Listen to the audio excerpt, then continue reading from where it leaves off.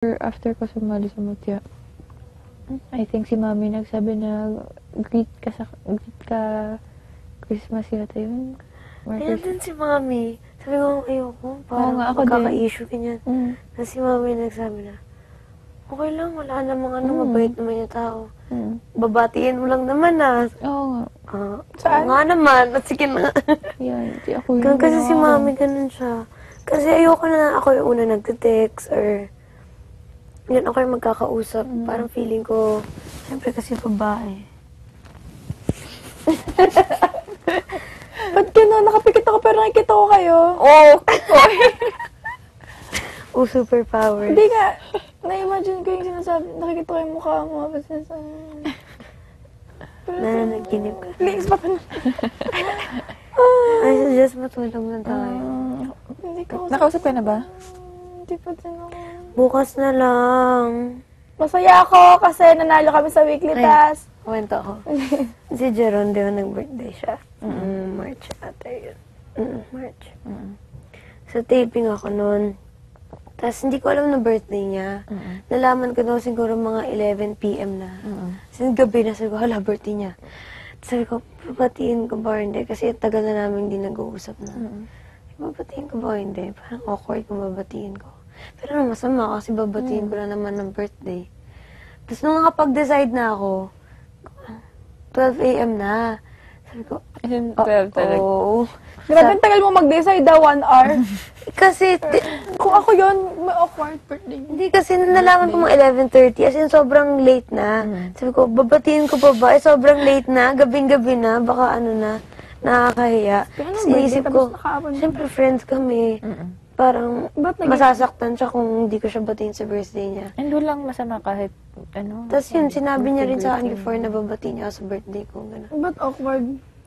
Wala na kasi ang tagal na natin hindi nag-usap eh. Ba't di ka So nag-uusap? baka hindi naman importante kung batiin ko siya or hindi. Mga gano'n.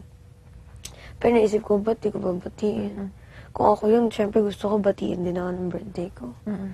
So binati ko, 12 a.m. na sakto mga kaka-12 lang, 12:02, 12:03, mga gano'n. So binati ko, sabi ko, belated happy birthday. Ngayon ko lang nalaman na birthday mo, ganyan-ganyan. Paano sinabi mo ba? Shakit na.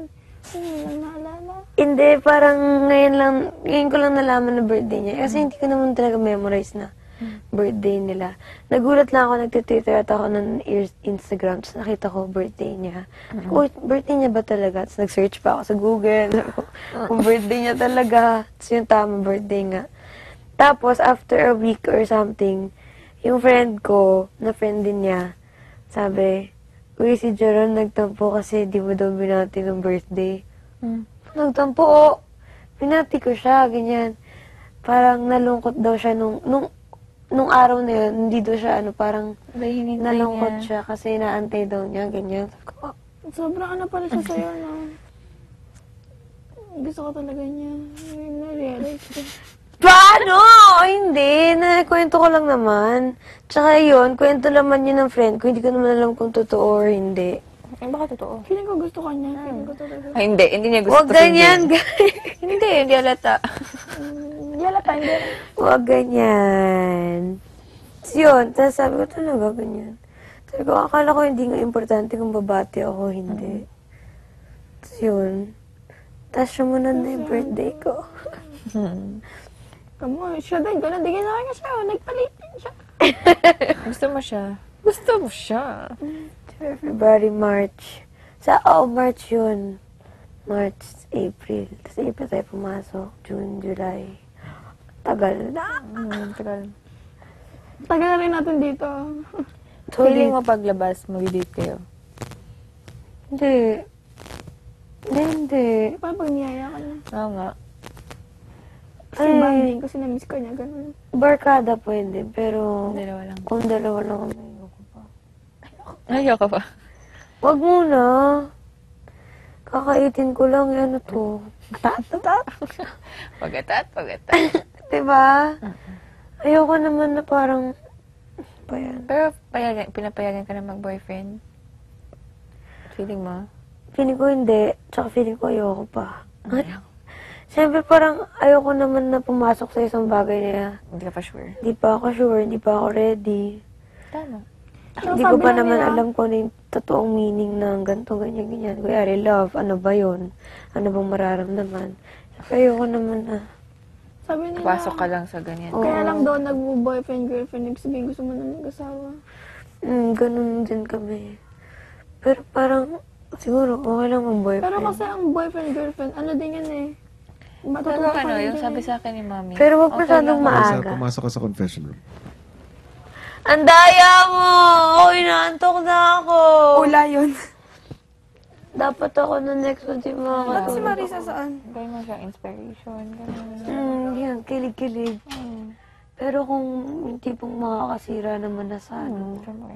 Yung sabi ni Mami sa akin, okay lang may inspiration ka, wag lang siya maging distraction. Yeah, ang galing naman. Totoo naman. Kasi Pero minsan totoo. sila mismo yung, hindi naman sa ano, pero minsan sila yung mag-influence ng di maganda. Depende nga sa kung right yung person for you. Depende. Kasi may right person na ginagawa siya ka yung niyang masama. Tapos minsan, di ba, may mga tao na sila yung magiging rason para maging blooming ka, gaganda ka tingnan. Tapos, Tingin nga. Ay naman! hindi, seryoso, di ba? Tapos, parang magiging inspiration tuloy na magpaganda lalo, maging magaling sa ginagawa mo, mga ganun. Kapag inspired ka, lalabas lumalabas. Oo. Minsan nga, pag Bakit ako hindi blooming? Bakit? Explain. kasi hindi mo pa nadidecode yung message. Yun na nga eh. Minsan mga times na nakangiti lang, Kaya nakaganyan ka sabi ni lang. Kuya kanina, hindi daw lahat nakukuha sa madaling paraan. Minsan dapat paghirapan. Tapos hindi lahat maayos. Ano yun, sabi ko Kuya? Paano? Ano ngayon? Yung dapat ayusin ay maayos din. Basta, ganun. Yung time lang, patience lang, ganyan. Kasi hindi lahat na makukuha. Tulad daw ni Maris. Pinaghirapan niya. Tignan mo kung anong nakuha. Tama. Pero kung galing mo, Kuya. Tama naman. Pero yung sa'yo kasi Kasi sa akin, sabi ko, Kuya, nabubuang na talaga ako sa Oh, message. Mission Hindi ko na Impossible. alam. Ang hirap. Pwede na pang lumabas? Uy, Bakit? ba't ganun sabi ni Manolo bawal? Naka-joke ka ni Manolo. Tanong mo si Manolo. Tapos, ano na ngayon? Nahihiya lang ako magkwento dito tungkol kay ano.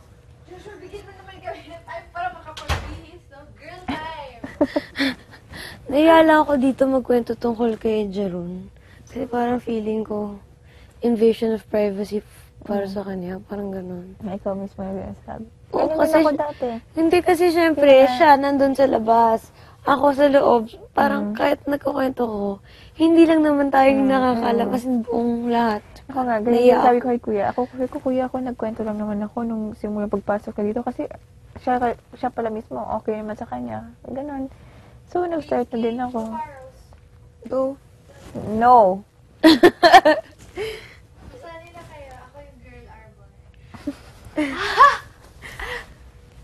Joke lang. Joke ko lang. Yun. 20. Eh ngayon, pumasok na siya. Meaning, okay sa kanya siguro. Oh, ganun din yung nangyari sa akin. Mm. Sakto ka. Ay. Hindi, seryoso, di ba? Mm. Nung pagkapasok, sabi ko, uy, pumasok sa ibig sabihin, Okay okay lang. Mm. Kasi nahihiya ako magkwento. Sabi ko, syempre, siya yun eh. Alam naman ako yung magsabi na ganito, ganyan. Yan. Mm. Update na lang sa labas. update. Uy, kinilig. Blooming. Well.